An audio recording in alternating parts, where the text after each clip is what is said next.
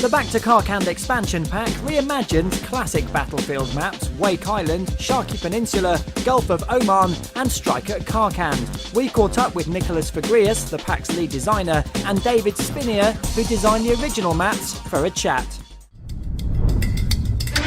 2 months ago we basically thought of how could we make a really cool experience for the core fans and the new fans, and it felt kind of natural to revisit the epic maps of BF2. So you designed some of those maps. I did Strike at Karkand and I did Sharky Peninsula.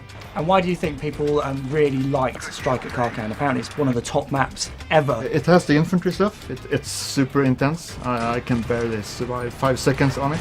But it also has the kind of the mix of vehicle in there as well. Also, I had a very specific kind of design idea for it when I designed it originally, and I think that part kind of came through. And Nicholas, you've been applying the Frostbite 2 touch to Strike at Karkand. How's that been for you? It allows us to do a lot of things. So it's dynamics and destruction and lighting and a whole bunch of stuff. I just want to make sure that the core gameplay is there so that fans can recognize, and when they jump in, it feels like they've been there and they recognize the scenery, and but still, the new bling attached to it. In terms of destruction, how does that alter the way people might play the map?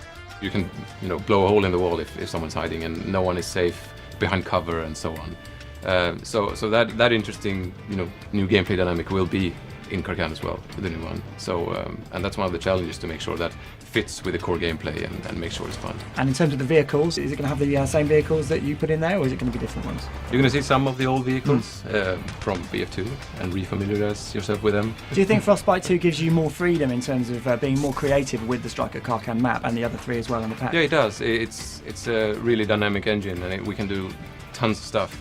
But again, we want to make sure that the core gameplay is still there. But then on top of that, we want to add all the new stuff that Frostbite offers. And will there be different game modes in there as well? You will be able to play Rush on Karkand, yes. So ultimately for you guys, what do you think is more rewarding? Starting afresh and coming up with some new map designs, or maybe changing one that already exists, such as Strike at Karkand, and giving it a new lease of life? Personally, and this is just me, I love creating new maps, but it's been really interesting, kind of rewarding to see these guys work on something I did. I think we got a new audience just releasing BC Bad Company 1 and Bad Company 2 for consoles.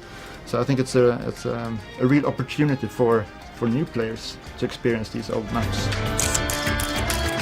So David, you're working on Battlefield 3. You've probably seen most of the multiplayer maps. Is there one you've seen already that you're thinking, that could be the next Strike at Karkand? Every game we do will have a map that kind of stands out, that is more popular. And I think definitely we have a lot of interesting and promising looking maps for BF3, definitely. Kind of in the same vein with the infantry experience and the urban settings, so it looks very, very promising.